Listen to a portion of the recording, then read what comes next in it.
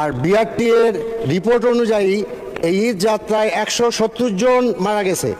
আর আর হলো যাত্রী কল্যাণ সমিতির রিপোর্ট অনুযায়ী 370 জন। এরপরে আমরা দেখলাম যে দৌলতদিয়া একটা আস্ত বাস পানির নিচে চলে গেল। এখন আমাদের সড়কমন্ত্রী, মাননীয় সড়কমন্ত্রী বললেন যে স্বস্তি যাত্রা ছিল।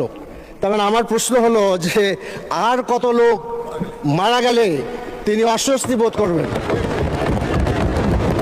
সেখানে সড়কমন্ত্রী গেলেন না।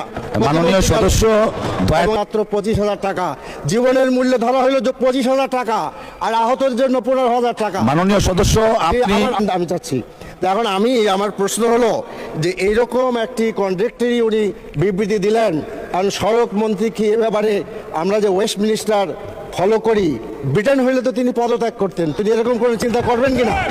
তিনি কোনো চিন্তা করবেন কিনা? মাননীয় সদস্য আপনাকে ধন্যবাদ।